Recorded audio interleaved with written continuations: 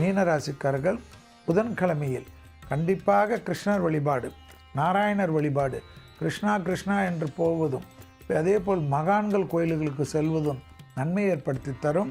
கண்டிப்பாக உங்களுக்கு எல்லா விதத்திலும் ஏற்றம் ஏற்படுத்தாலும் வயிறு, ஜீரண உறுப்புகளில் கண்டிப்பாக ஏதாவது ஒரு உபத்திரம் காணப்படும். வயிற்றில் உள்ள உறுப்புகளில் சரியாக வேலை செய்யவில்லை என்றால் மருத்துவ ஆலோசனை எடுத்துக்கொள்வது மீனத்திற்கு முக்கியம். மோர் போன்ற, லெமன் ஜூஸ் போன்ற விஷயத்தில் அதிக ஈடுபாடு கொள்வதும் உணவு முறைதான் இந்த வாரத்தில் மிக முக்கியம். உடற்பயிற்சி செய்யக்கூடிய மீனராசிக்காரர்கள் அதிக அற்புதத்தை பெறுவார்கள். தொழில், உத்தியோகம், வியாபாரம், படிப்பு சம்பந்தப்பட்ட விஷயத்தில் அடுத்த வாரம் 6ஆம் மாதம் வரை ஏதாவது தவறு இருந்தால் அது உங்களால் தான் என்பதை ஞாபகத்தில் வைத்துக் கொள்ளுங்கள்.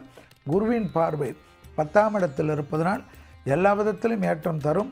மரண பயம் நீங்கும், லாபம் ஏற்படும், சுபிட்சம் ஏற்படும்.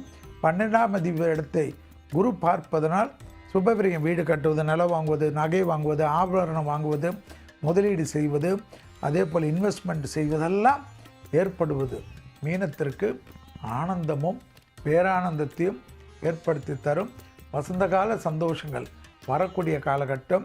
மீனராசிக்காரர்களுக்கு தாய் வழி உறவு, தந்தை வழி உறவு மட்டும் அதீத கவனமாக இருக்க வேண்டும். குடும்பத்தில் உங்கள் கோபதாபத்தை செய்யவே கூடாது.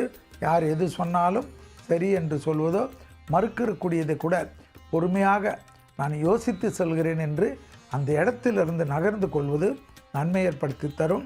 வாகனங்களில் வித்தைகள் வேண்டாம். தெய்வ மார்க்க பயணங்கள் ஏற்படும். கோளற்பதிகம் சொல்ல சொல்ல கேது ராகு இடத்தில் இருக்கக்கூடிய கிரகதோஷங்கள் பரிபூர்ண நிவர்த்தி ஏற்படும்.